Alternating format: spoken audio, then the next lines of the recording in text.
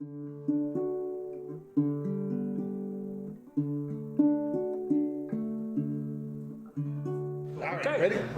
Welcome to the Sports Rep. Hey, happy May, everybody, and hey, May the 4th be with you. Hey, I'm going to tell you. I'm not a big Star Wars fan, but you know, when you get to May to the 4th, you got to do what you got to do. Today is the first day after winter, and it's, you know, up to the, but I mean, it's 50. I'm in a T-shirt for crying out loud. No socks on. It's getting close. George has got the twin shirt on. I got the wild shirt on. We're ready to roll, boys and girls. Ready to roll.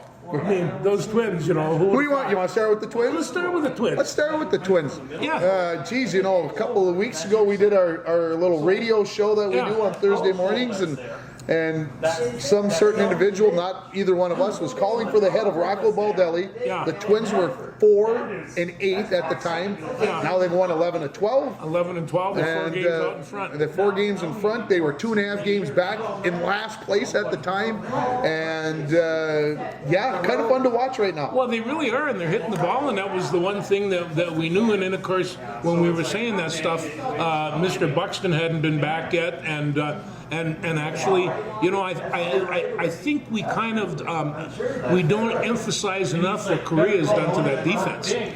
You know, and it's just like, I think that's going to be a solid program with that. And if they start hitting the ball, they're going to be hard to beat. I think Korea brings a certain. I want to use the word cockiness, but confidence. I think to the team that, hey, no matter what happens, we're still in this game because we're going to make plays in the field. The Twins have always, I feel like, been known for their defense. Yeah. He obviously makes that happen. He's starting to hit the ball. You know, he was batting something there for quite a while. The average is starting to creep up because he's starting to do some things. And when he starts going, now Polanco's going. And Louis Arez playing first because Sanos is he's going to be out for quite a while. Dwayne and I discussed this a little bit this morning.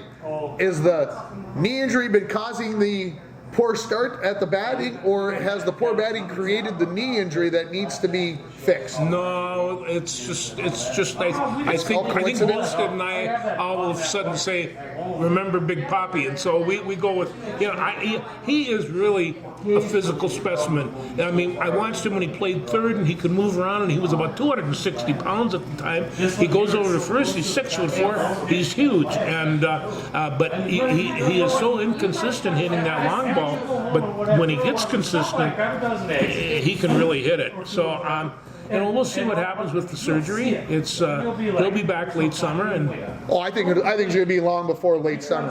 This is a meniscus. This is a 6-week or this is a end of June All-Star break type thing. But I also could see Sano getting an extended period of time where they get him trained back in, getting him down at AAA. He'll play a long time and save as many games as he can play on a major league contract on the rehab assignment. That's how long he's going to be in St. He could come back to the Twins and wind himself sitting on the bench. An extra. I find that very possible. Yeah. But the biggest thing is, does some team who is looking to possibly take a project on, Twins trade him to somebody for a pitcher if they continue to be in first place, or another hitter or somebody else. So it's the Twins. Like I said, I had somebody start chanting to me the other day, "Sano must go. Sano must go." Well, it's a popular, it's an easy thing to say. And it's you know what, but I mean, you know, I have to take a look, and they were saying the same thing about Max, and now Max is giving some pops. He's getting some key hits, and he's a great outfielder, and it's they don't want to get rid of him either. No, and everybody says, well, geez, look at all these players that have left the Twins, and I'm guilty of it with Poppy. Look at all the Twins that have left and said, oh, look what he can do, look what he's doing now, and he couldn't do that with the Twins. Lois and I were talking about while we were sitting here waiting. We're talking about the draft. You don't know what these guys even in the first round, you don't know that they're going to be superstars. You hope the heck that they're going to be superstars. They're entering the league with full of superstars. But you don't know how a person changes. All of a sudden, they need to despise football. It becomes a job. It is a job. It is a job. And then all of a sudden, you're like, dang. I don't like this job. I want to go No. do something else. And A lot of them got but master's degrees. But you're getting paid a whole bunch of money, Yeah. and you're like, geez, I'll stick around. Maybe my attitude will change, but your play is suffering on the field. So it's an inexact science, and so Sano. I mean, look at Buxton. We could have traded Buxton 2 years ago. Oh, he'll never amount to anything. Now he's the greatest thing in history of baseball. But I'll tell you, there are some other keys there. Young Joe Ryan on the pitching mound. Oh, you're gonna make Jen very happy because she was saying you guys got to talk about Joe Ryan. Joe Ryan is hot. He gave up a couple of hits yesterday or the other day that he was out, and he went 5 innings. But he's got some good stuff, and this is a pitcher like we complain about. They don't. Make some progressive moves. They don't develop these pitchers. I think he's one that can be developed. I think we were wondering when we got rid of Barrios last summer, what did we do? Did we screw up? Did we make a mistake? Joe Ryan, I think, has shown that he, even at his young, inexperienced, not even a full year in the majors, has shown he can be that guy. Yeah. I mean, I might be whatevering here, but I think he is. Now, last night's game, if you didn't watch it, he hit a guy in the shin early in the game. I don't think his control was right on, but then one of the Baltimore players decided that he was going to try to mess with Joe Ryan's timing of the game, how quickly Joe Ryan likes to work. So he was doing a lot of stepping out and timeouts and whatever else. Well, guess what happened? Joe Ryan said, "Screw you, pal. You're taking one right in the shoulder." And that's where he put one right on him. And the umpire came out and talked with him because it was the second one he'd hit in the game. And I think the umpire knew Joe was a little upset, and I think it was a statement. And the umpire I think basically went out and told him, "Look, I'm going to give you that one, but you ain't getting another one, so you better watch it." I think Joe Ryan is the ace of the staff. I think he will continue to be the ace of the staff. He goes out and gives you. People are always looking for compete level. Mike Bolstead always used puppy dog eyes with Kirk Cousins. Joe Ryan doesn't have puppy dog eyes. Well, they have another pitcher on there that they're developing pretty good too. Who's that? That's Johan. Johan Duran? Johan Duran. And I mean, they can develop him any way they want to go. He could be a starter. I believe that. I don't think he's going to be. I don't think he'll be a starter either. I think you're right. They brought him in for his first major league save the other night. They are bringing him along slowly. Well, I think they're saying, we want you to be the closer someday, soon. Yeah. August, September, when we get down to the I stretch. doubt he'll do more than 2 innings most of this season. And I agree. But whether they give him the ball in the 9th inning all the time, I don't think that's what's going to happen, at least initially. If we're down the stretch, I think he becomes the guy. You got a guy who can go 101 on the gun.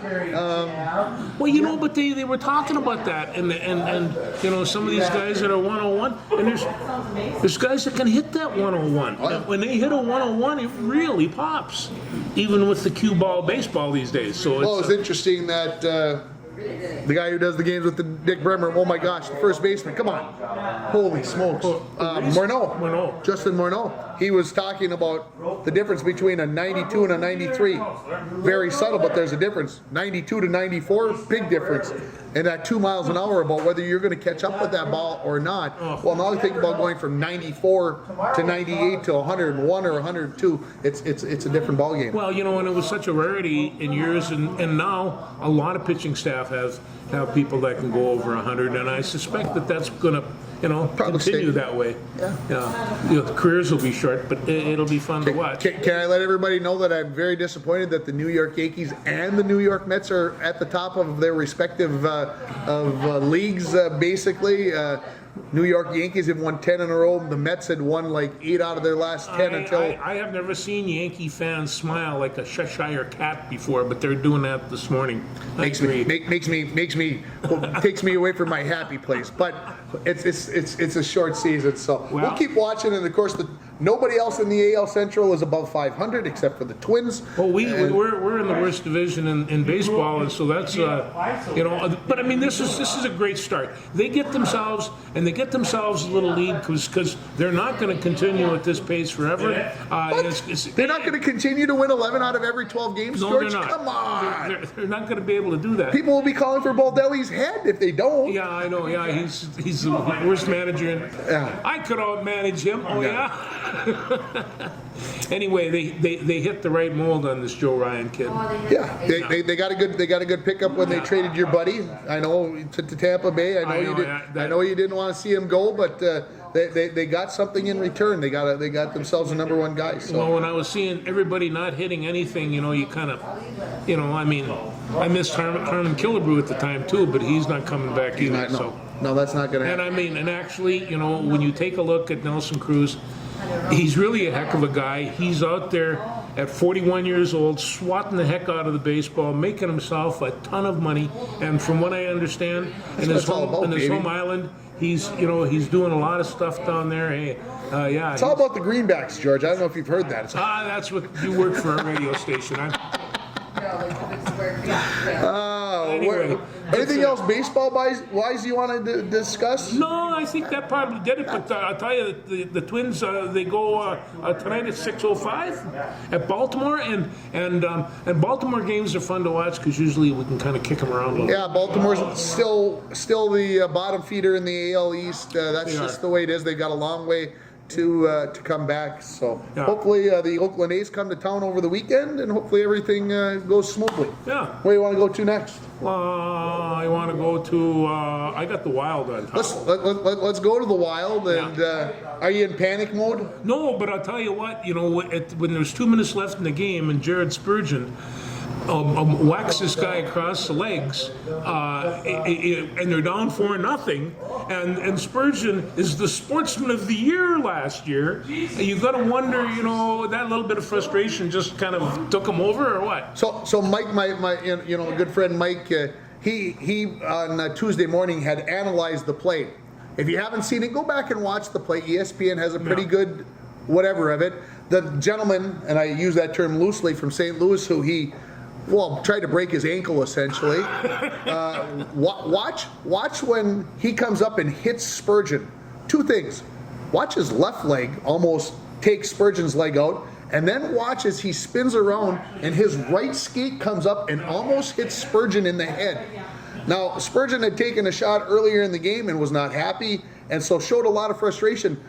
However, I think that's the reason why Spurgeon did not get suspended for the hit, and I believe he should have been, if you look at it. But if you look at the whole thing as a whole, he did not get suspended because the guy, and I don't remember his name, and it's not important, he swung that skate up and hit him pretty much right in the side of the head. Now, take that down, just down to about here. And we're talking a different ball game. We're talking possible death. And so the St. Louis players took some liberties, and the Wild will be ready to go tonight as we tape this Wednesday afternoon. And I think the Wild will be ready. One of the things about the Wild, I mean, the Wild took some penalties that they didn't have to take, and the Spurgeon one was the least of them. But they had a couple of other, another cross-checking penalty that they didn't have to have. Yeah. And when you're down 3-0, 2-0, I mean, they got pretty much dominated. There were times when the Wild dominated that game, however, even when they were behind 2-0. Take the last 6-7 minutes of the first period. They absolutely dominated that. Well, they skate better on offense than anybody else. Well, I think they can do that. And, of course, they went 0 for 6 on the power play, so people are panicking about their power play, and I'm just like, they had one of the best power plays in the NHL the last couple of months. Let's not panic. So I think the Wild are okay. I'm going to be honest with you. I didn't like the choice in goal. I'm sure there's lots of people out there who think I'm nuts. I think Talbot is playing better. I think the team plays better in front of Talbot. I think they feel like they can wheel and deal and free wheel a little bit more with Fleury back there, because maybe gives them a little more confidence.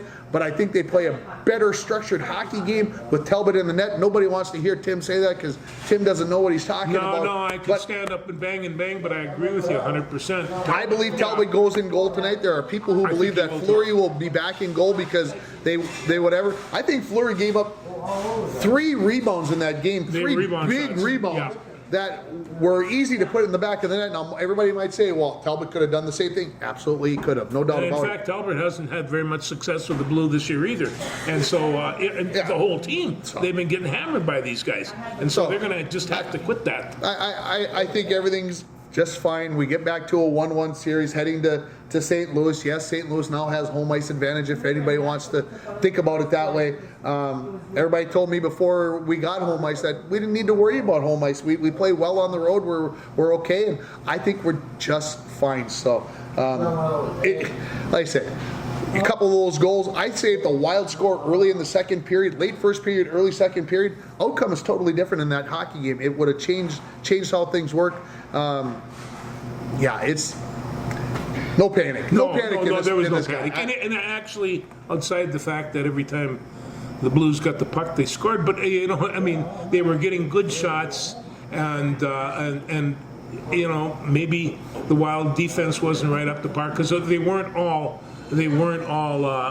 Fleury's fault either. No. So those rebound shots, somebody should be taking that shooter out, and I guess they were doing that a little later in the end.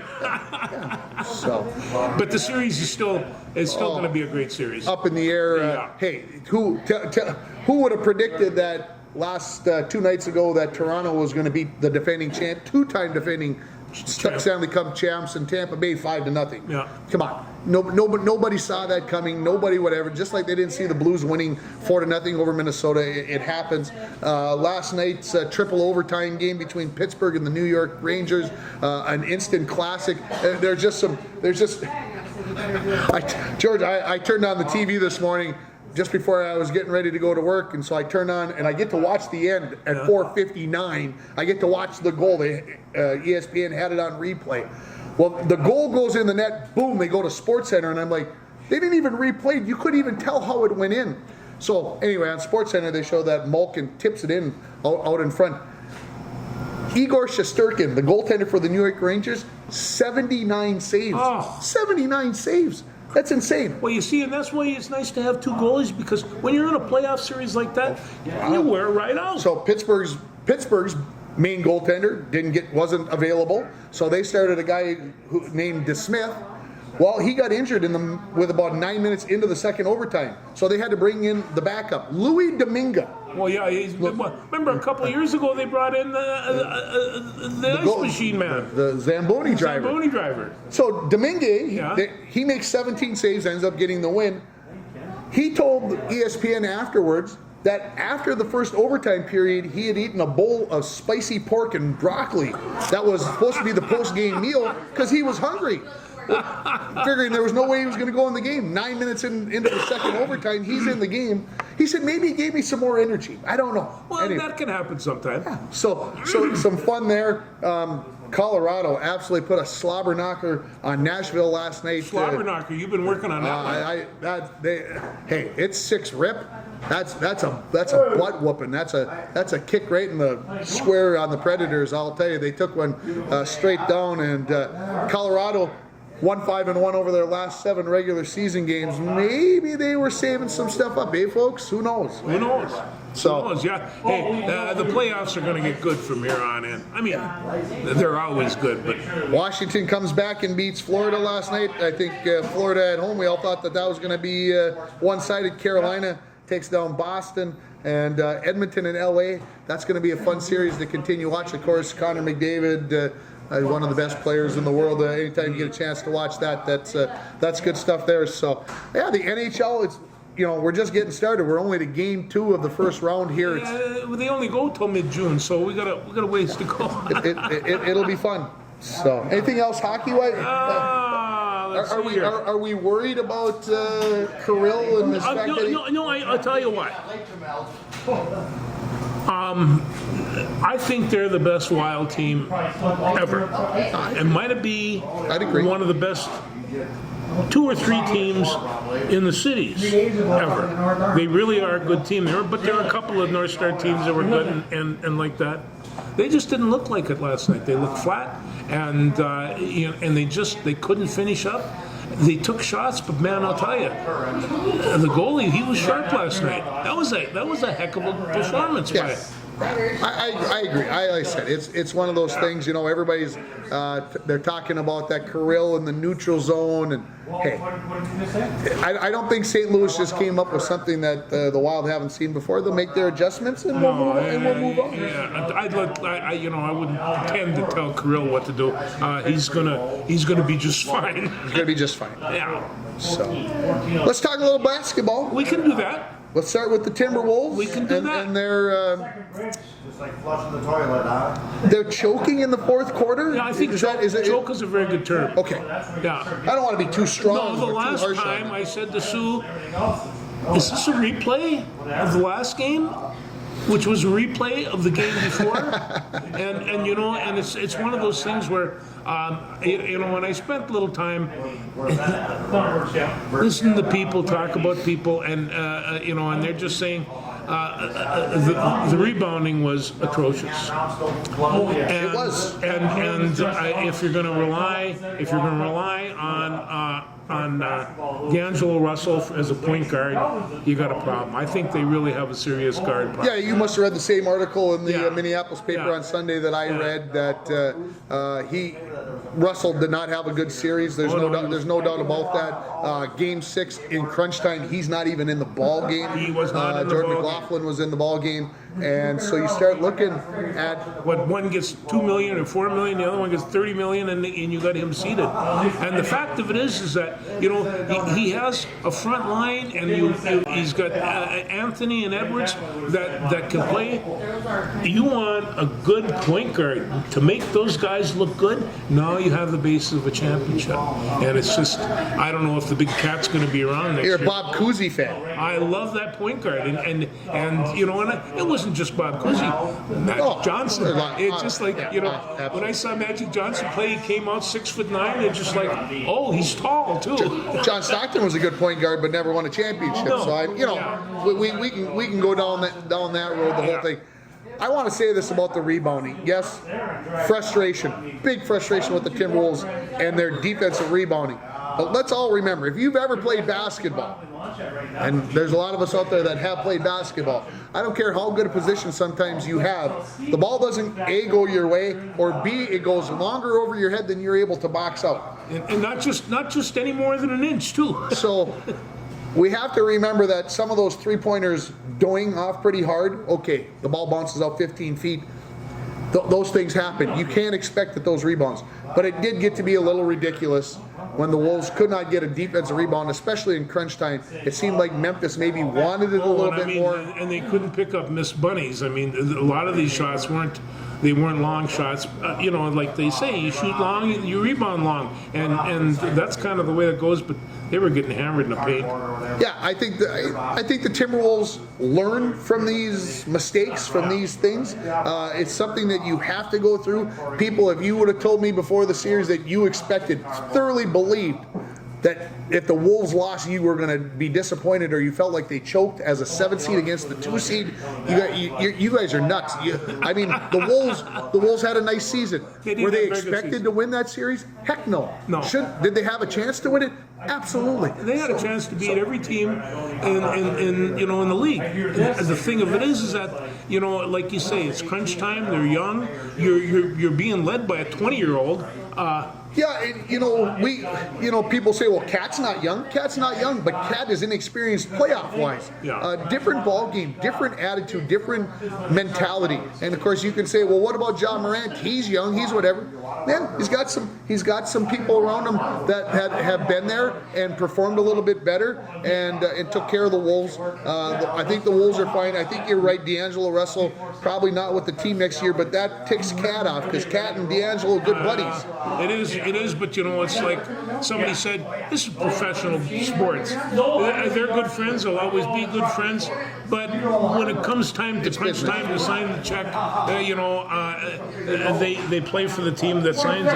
And so, these guys' career is so short that, they'll work it out. But it could be a factor. One thing I got to say, though, the Grizzlies and Golden State, I saw remnants of that series that's going on. It's got the makings of a classic. and you have you've got Moran and you've got Stefan, and they just there's really a couple of good basketball players there. Did you see the hit Dylan Brooks put on Gary Payton? I did, yeah, that was. Coach Kerr says that Brooks broke the code of how hard you play in a playoff series. How do you feel about that? Well, I haven't heard any of the comments. I did see that. It to me was dirty. That's the word Kerr used during the game, after the first quarter interview. He used the word dirty. You break a guy's elbow by hitting him in the head and dropping him to the floor. To me, that's dirty. He did break his elbow. It's broke.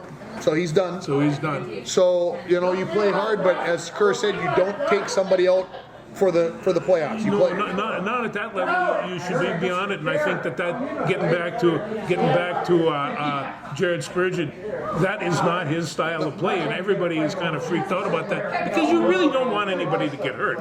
No, I agree. Yeah. So the Brooks hit, they talked about Draymond Green took an elbow to the head, needed stitches, came back in the game. I don't know if you've seen his post-game interview, but he looked pretty gross. He looked pretty ugly with the cut over the eye. You say it's got the makings of a classic. This is going to be down and dirty, but I'm going to make this prediction. Memphis does not win another game. Memphis does not win another game. This goes 5 games. They go back to Golden State. Golden State wins both there. They come back to Memphis, and Golden State is PISSED. They are mad. Of extracting revenge, they really do. I don't see Memphis winning another game. John Morant goes for 47 last night, 18 in the fourth quarter. Yeah, he's a great ball player. Don't get me wrong.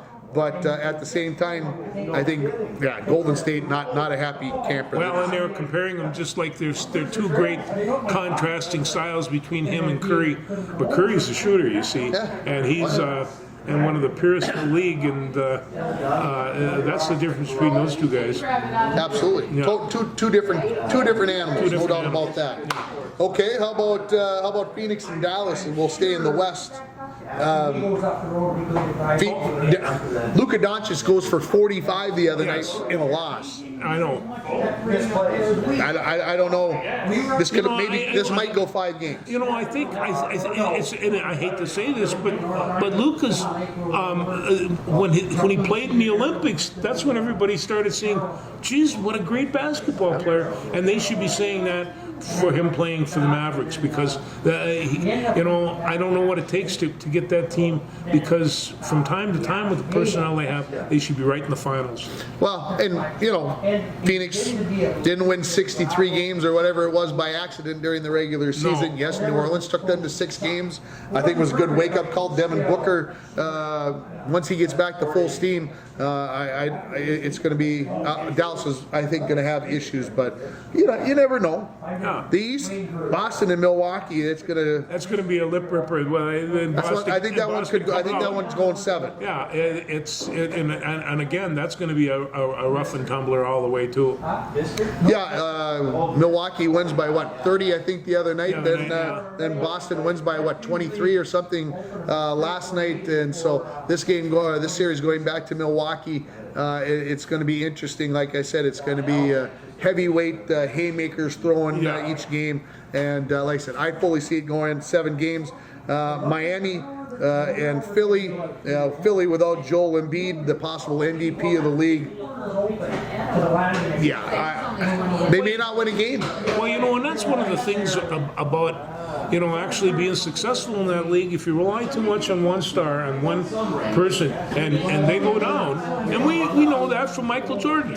Without Scottie Pippen, Michael Jordan was just the greatest basketball player in the world that couldn't win a championship. And it's and it's and a couple of other characters too. But sure. But even the best need help. They do, and like I said, I'm not a big Miami fan, but they probably win this series if Embiid doesn't come back, and it sounds like he won't. Maybe 5 games. So it's interesting how the first round games, a lot of them went 6 games, and now I'm saying that these semifinal rounds on each side are going to go 5, but fun nonetheless. I haven't got to watch as much as I'd like to, but hopefully in the next few days we get to watch some of it. Yeah. That'll be good. Are you ready to talk NFL draft? We can talk NFL draft. What do you want to talk about with the NFL draft? Well, I think somebody said the other day, what's changed? They're still drafting the same way, Yeah. and giving up.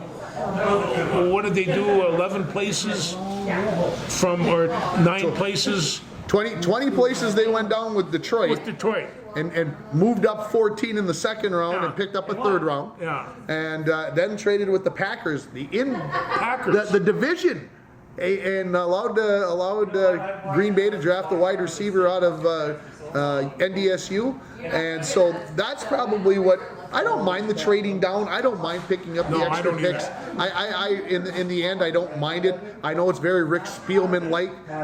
Things haven't changed, but I think Minnesota didn't see somebody at 12 that they thought that they needed or wanted, and that they could find who they wanted at 32.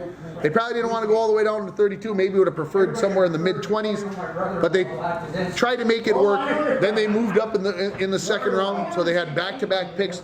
I think the Vikings seemed like they always liked that early second-round pick, so that they have 16 hours to sit there and digest who do we want to pick and all this other stuff. And I think it works. I get it. Where the pick's good, it's apparent to me. And somebody put this out on Twitter, and I agree with them 100%. It is obvious to me the way they drafted in this draft, they are not concerned about the offense. Kevin O'Connell is an offensive coach who, as a head coach, you would think would say, "Look, I want my side of the ball taken care of." The Vikings really didn't do that per se. No, they didn't. Through the draft. Well, so where you gonna go? that means you're telling. The only position you need, they probably need another offensive lineman.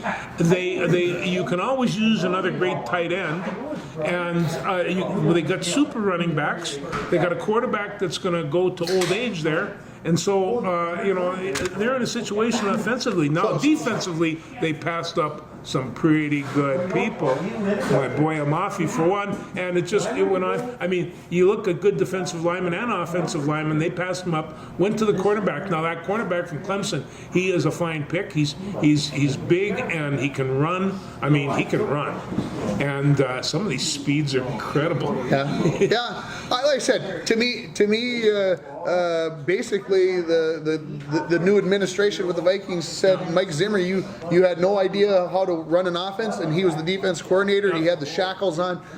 O'Connell says, "Look, I can make this work with who we have, and let's work on the defense." And the defense needed some work. They did. And I think they went out and took care of that. It was interesting to watch the draft and see 5 defensive players go in the first 5 picks, 6 wide receivers. Remember last week I said the over-under on the number of trades in the first round would be 6.5. Well, I wasn't close enough. It was 9. I looked like I was going to be right for a while. I was thinking it was going to be 6 or 7. But these teams moved around. Everybody seems to be a little ready to make moves. It was an interesting draft. I'll admit, rounds 2, 3, 4, 5, 6, 7. I watched about 2 minutes of it. Somebody will do a synopsis and boil it down, and I'll see where everybody got the picks. And also, there's a bunch of free agents out there that are going to be signed, and they're all going to have.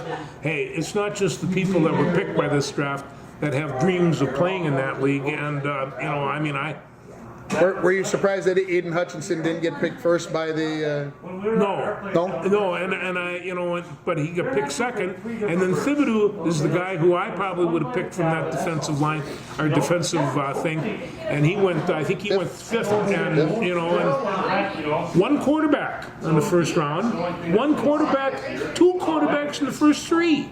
That was kind of a strange. That's a telltale sign of where the talent was. It really is. Yeah. So teams knew it going in, and they reflected that. No running backs in the first round. Running backs. And but you take a look out there. You know that there's got to be some talented running backs. Nobody got drafted. But it's a different game. It's a different game. It's a different game than what we running grew back up with. right now that can't catch the ball is of limited use, and it's just unless you have a good power style of football. Derrick Henry, i.e. Derrick Henry. Yeah. So there's things that we could pile on with the draft and say, look, they did this and they did that. But those are some of the highlights, and we won't know for a few years whether somebody did good or bad. And keep in mind, in one game, I saw Derrick Henry score on a rush, score on a pass, and score on a reception. He can do it all. There you go. He's my man. He's the man. I think it's the hairdo. I think it's the hairdo. Hey, how about I have to say this. When they told me that Cole Keefe, tight end for the Gophers, might get drafted, I have to admit, Cole, no offense, but I snickered. I'm like, he's good. He's good. I like him. Well, he had a couple of good games last year. He ends up getting drafted by the Tampa Bay Buccaneers, who must have decided that a guy who can block, that's a good thing to have around. And they've been real successful with Minnesota people down there, and so they'll do all right. Yeah, Boya Mafi ends up in Seattle. And Daniel Falalele ended up with the Ravens. And there was one more Gopher drafted, and why? To the Vikings.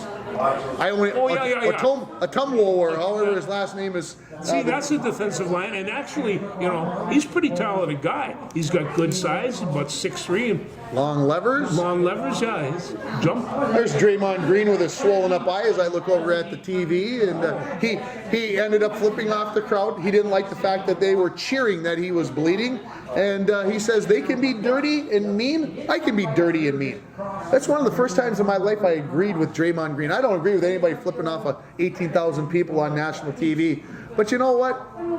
Yeah, I feel like I'm a pretty nice guy most of the time. Don't believe in that poor sportsmanship stuff, but yeah, you get elbowed in the head, your blood's running off your face, and they're cheering at you.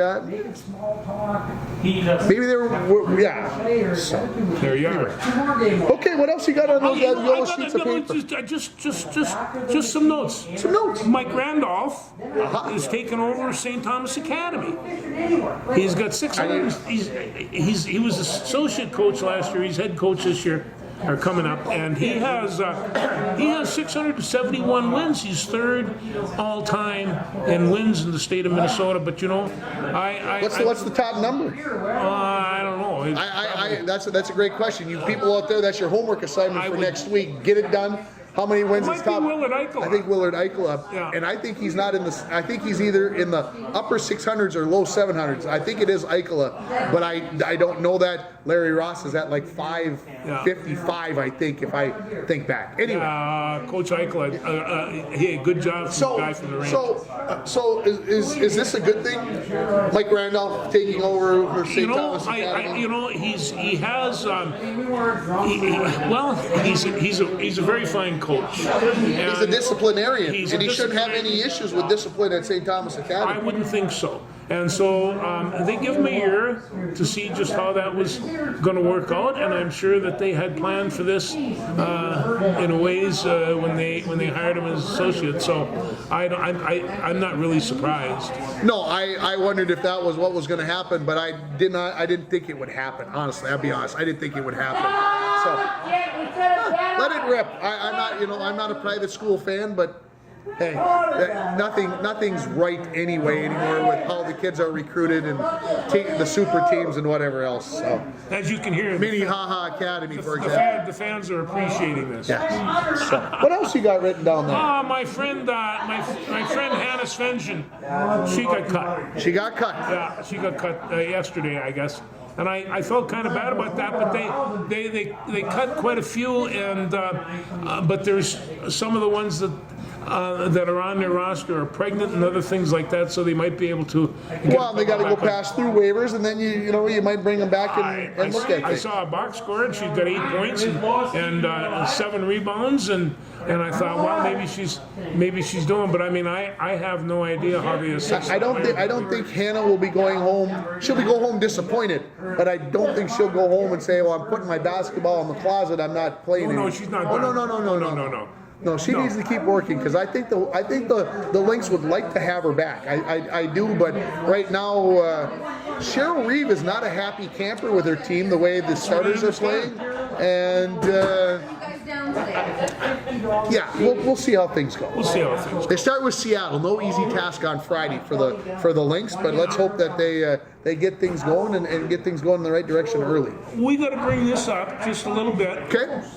The Kentucky Derby. I've brought notes for the first time in weeks. Guess what? You got it on there? I do. Okay. Minnesota's got 2 horses in it. Minnesota has 2 horses. 2 horses. You know what the best part about it is, George? You know, you go through all the names and the clever names, Epicenter, Summer is Tomorrow, blah, blah, blah. Both Minnesota horses start with the letter Z. Yeah. How the heck do you forget? How do you forget who the Minnesota horses are out of 20 horses? You can't forget. Zozos and Zandon. And Zandon. And Zandon is the favorite. Yeah. Who knew? So these horses come out of Canterbury Park, Canterbury Downs in Shakopee. I don't remember. I guess maybe there have been other Minnesota horses running in the Derby, but I don't remember. And you know, in the Derby's kind of fun because, well, you like mint juleps for one.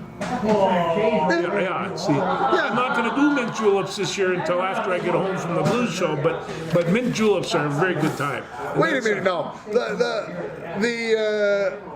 the race gets done like at 6 o'clock, and the blues hour doesn't start till 9. Yeah, once I start drinking those juleps, man, it can go down pretty quick. So things will go south very quickly. Very quickly. Could be a very interesting blues hour if I tell them that it's okay to have. I have some mint on a plant. Excuse me, and I know exactly how to make it, and I have very good bourbon, and it's you know. Who knew? I didn't even know bourbon was in a mint julep. So well, so I'm learning. See, there we go. I'm a teacher. So 20 horses on Saturday.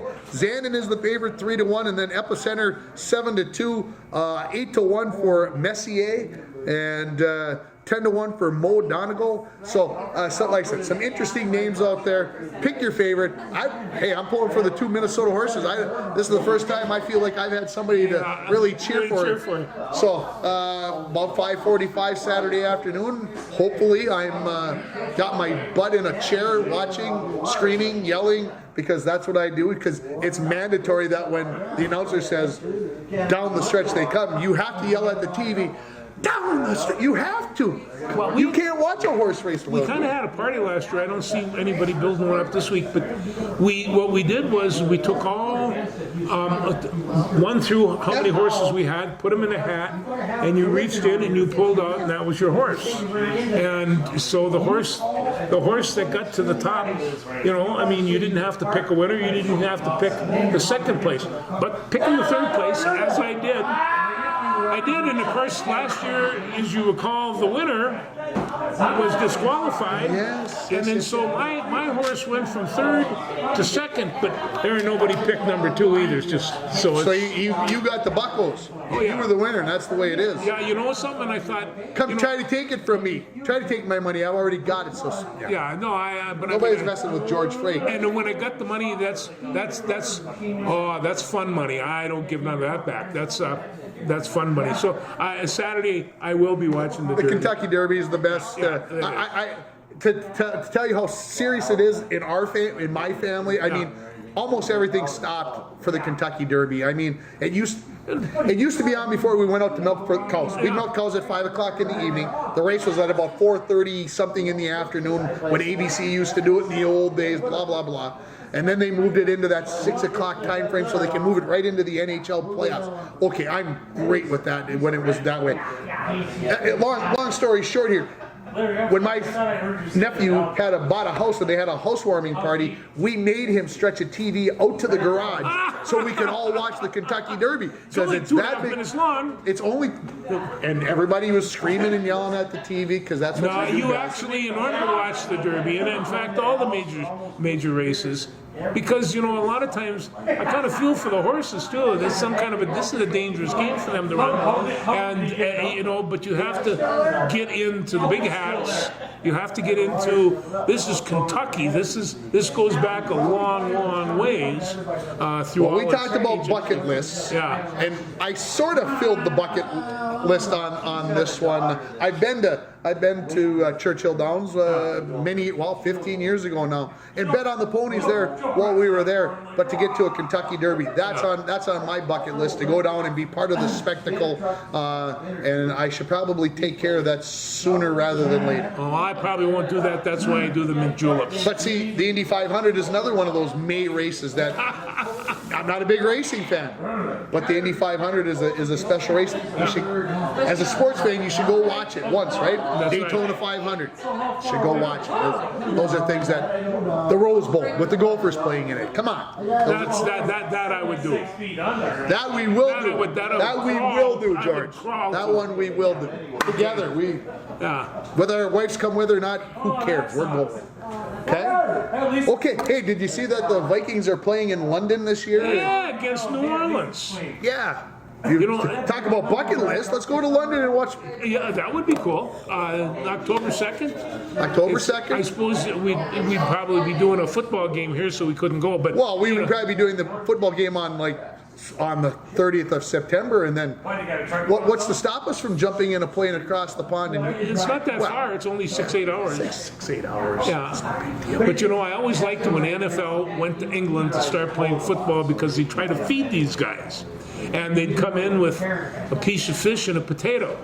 And these 310-pounders would look at them like, where's the meal? Where's the meal? This is the snack, right? And I'm not sure they've ever gotten it down, but they're like, what's the worst thing about going to play in England? He said, what they feed you. It's just it'll be fun. They're going to Germany this year, folks. Germany. Germany's getting a game as well. So that'll be exciting to see how that all pans out. And so the NFL starts stretching those bounds a little bit. I met a guy in Amsterdam, and they had a professional football team. I says, do people go? Do they understand the game? He looked at me and he says, did you play? I says, I did. And he says, no, they don't understand it. And that was the end of it. Yeah, I think, you go, I like to watch soccer, but do I understand the idiosyncrasies and the things that they do? Not necessarily, but I still like to watch it. You take a look at right now, sports is really an international phenomenon. You got Max Kepler from Germany playing in the Major League Baseball. Who would have ever thought that was it? You got one of the hottest soccer players in the world from America. Things, they have a way of cycling around. Absolutely. Loons, as long as they brought up soccer, I don't know how we did that, but the Loons, tough one at LAFC. LAFC, one of the top teams in the Western Conference, and the Loons stuck in there for about 80 minutes, and then they gave up 2 goals late. The Loons took it on the chin 2-0, but still fun, and they're going to play this weekend, and then they play in the U.S. Open Cup against Colorado, so hopefully they'll be able to advance. That's next week on a Wednesday.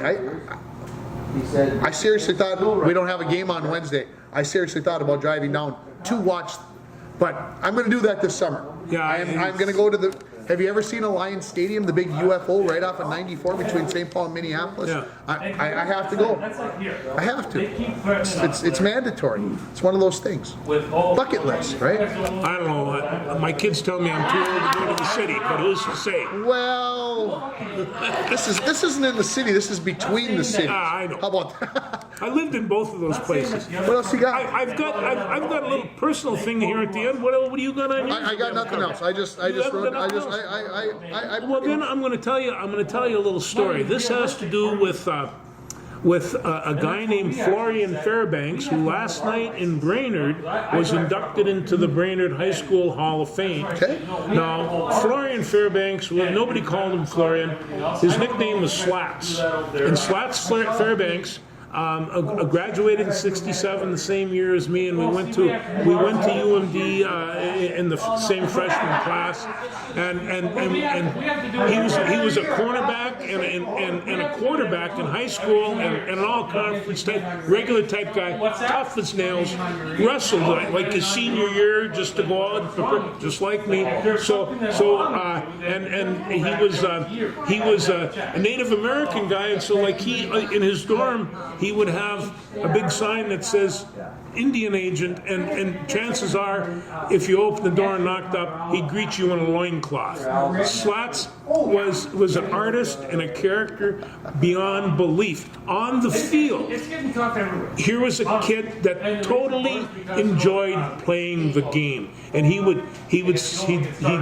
huddle up with me, hey, white guys over there, let's go get a few. And he'd say, and then one time we're playing at Bemidji, and he was cornerback on the left side, and he went over and shuffled side with the other cornerback. Here, let's just change. Well, the reason he did that is he heard them call the play in the huddle, and he went over and scooped the play up, and as he was going into the end zone, he was laughing like a madman, which is like, how do you, well, he heard them call it and switched it with the other guys so he could get the touchdown. But when Slats was on the field, no matter how bad things were going, he had a tendency to make things better, but he's an incredible artist. There's some of his art in town. He gave me a bunch of it years ago, and I donated it to the college and library. But he's really a fine man, and it's like one of his friends says, a grand old man, and I wrote back, what do you mean old? Yeah, but Slats and I became blood brothers one night, and he gave me my Indian name, Makwa, and that's a true story.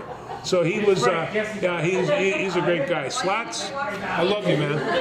There you go. Anyway, that's all I got, I guess.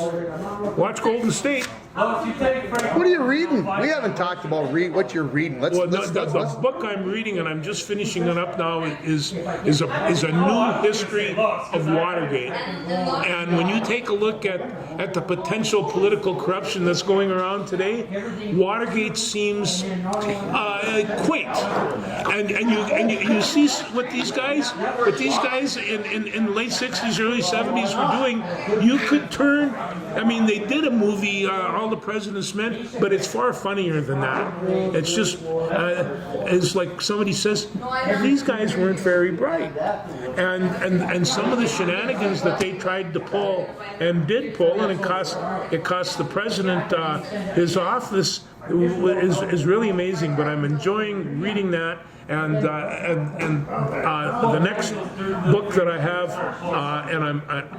it's called Stalin's War, and it's the Russian side of World War II. And I've always, that is a hard book because you read about 10 pages and you're stuck in there for about an hour. So it takes a lot of time. And I'm not. Well, it's because it's in Russian, George. And you don't read Russian very well. Yeah, something like that. So I am trying to read, but I'm listening to the blues an awful lot, and. Remember, the Blues Show on Saturday night, 9 to 11. Oh, see? 9 to 11 o'clock. I think that's going to wrap it up here. Thanks, everybody. We'll talk to you next week.